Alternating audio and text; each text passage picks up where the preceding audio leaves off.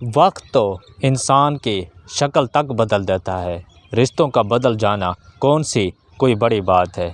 जब हमारे रिश्तेदारों के पास कोई यानी कि ओहदा आ जाता है, कोई यानी कि पैसा आ जाता है, तो हमारे वो अपने खून के ही रिश्ते होते हैं, क्योंकि वो हमसे फिर यानी कि जिस तरह उनके अंदर यानी कि पहले एक प्यार मोहब्बत होती है, वैसी वो नहीं रहती।